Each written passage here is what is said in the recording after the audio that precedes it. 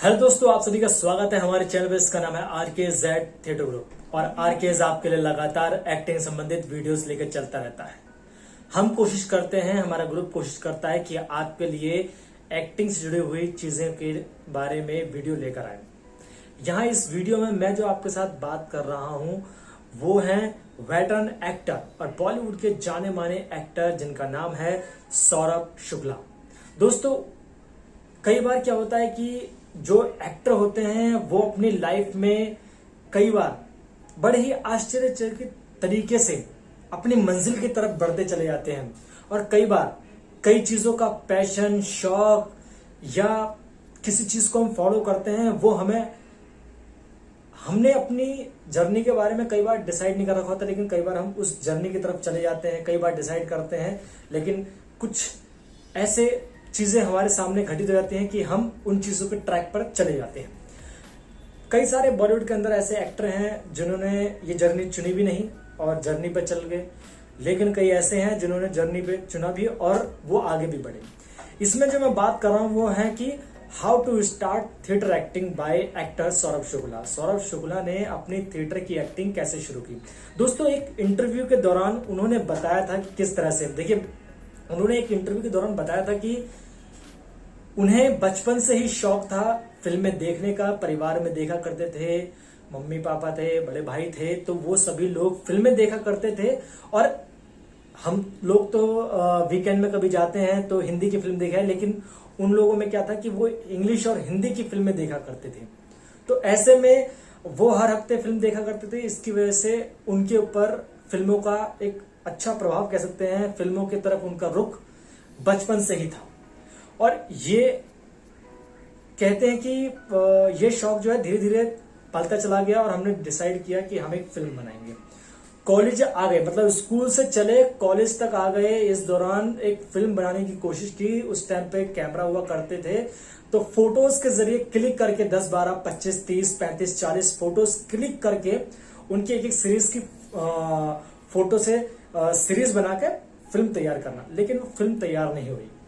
लेकिन उन्होंने जब कॉलेज ज्वाइन किया तो उस दौरान उन्होंने बताया कि वो थिएटर में देखने के लिए जाया करते थे, लेकिन एक मतलब कह सकते हैं कि उनके जीवन साथी बनी तो वो वहां पर नाटक कर रही थी, देख रही थी और वो उन्हें भी थिएटर का शौक था और ये भी थिएटर देखने के लिए गए थे। बेसिकली नाटक देखने के लिए गए थे तो वहां पर मतलब कोइंसिडेंट उन्हें वो पसंद आ गई और उनके बाद उन्होंने डिसाइड किया कि वो थिएटर की तरफ रुख करेंगे। मतलब कि उसके बाद उन्होंने थिएटर में काम किया और आप जानते हैं सभी लोग दिल्ली से पढ़े हैं।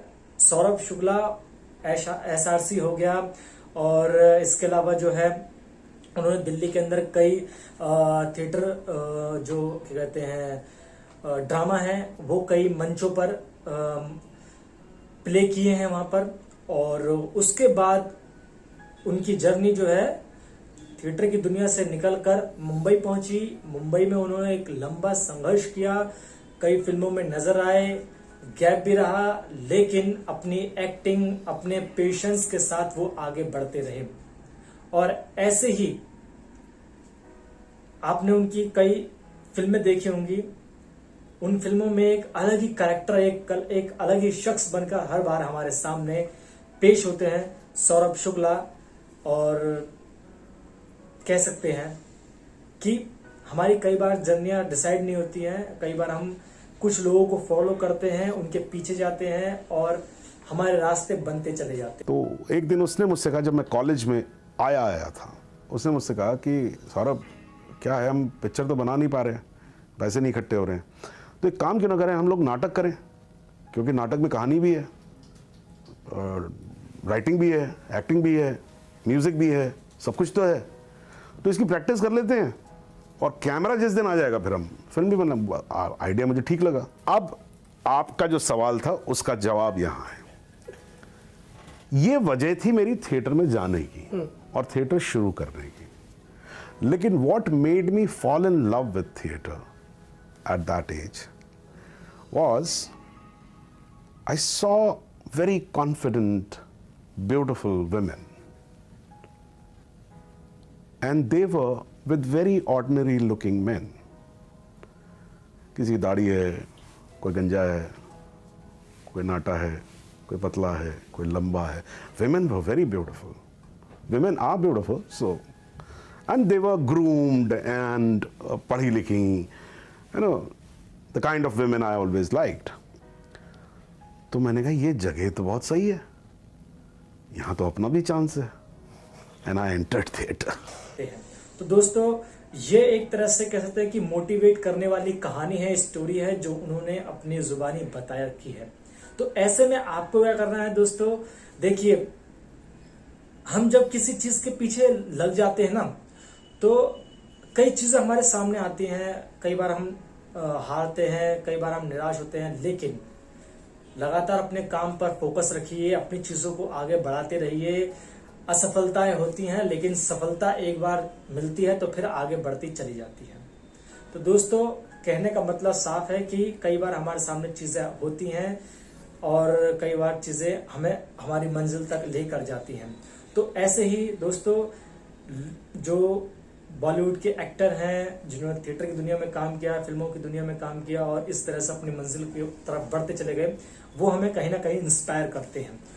तो आशा करता हूं कि आपको हमारा ये वीडियो पसंद आएगा. इसी तरह के वीडियोस के लिए आप हमारे चैनल को सब्सक्राइब करते हैं, बेल आइकन का बटन है, उसे क्लिक करेंगे तो लेटेस्ट अपडेट वीडियोस आपको मिलते रहेंगे हमारे इस चैनल पर.